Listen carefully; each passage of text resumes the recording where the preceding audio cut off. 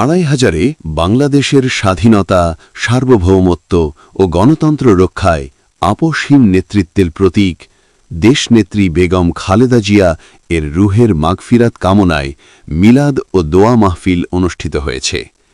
৫ই জানুয়ারি রোজ সোমবার বিকেলে ২৫০০ উপজেলার ব্রাহ্মণদী ইউনিয়নের শিলমান্দি সরকারি প্রাথমিক বিদ্যালয় মাঠে আরাফাত রহমান কোকো স্মৃতি সংসদ নারায়ণগঞ্জ জেলা শাখার উদ্যোগে এই মিলাদ ও দোয়া মাহফিল অনুষ্ঠিত হয়।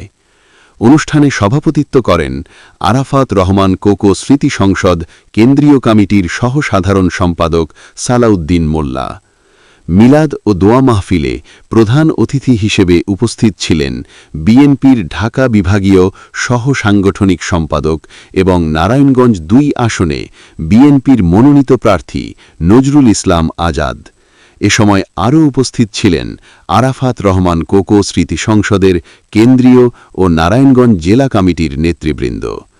২৫০০ উপজেলা বিএনপির সিনিয়র সহসভাপতি মতিউর রহমান মতিন, ২৫০০ থানার বিভিন্ন ইউনিয়ন ও পৌরসভা বিএনপি এবং অঙ্গ ও সহযোগী সংগঠনের নেতাকর্মীরা, পাশাপাশি বিভিন্ন শ্রেণীপেশার মানুষ ও ধর্মপ্রাণ মুসল্লিরা দোয়া মাহফিলে অংশগ্রহণ করেন। দোয়া মাহফিলে দেশনেত্রী বেগম খালেদা জিয়ার বর্ণাঢ্য রাজনৈতিক জীবন, গণতন্ত্র পুনরুদ্ধারে তার অবদান এবং দেশ ও জাতির জন্য তার আত্মত্যাগ গভীর শ্রদ্ধার সঙ্গে স্মরণ করা হয়। পরে দেশ ও জাতির শান্তি, স্থিতিশীলতা এবং একটি গণতান্ত্রিক ভবিষ্যৎ কামনায় বিশেষ মোনাজাত করা হয়।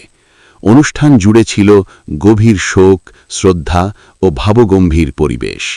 মিলাদ ও দোয়া মাহফিল শেষে উপস্থিত সকলের মাঝে রান্না করা খাবার বিতরণ করা হয়।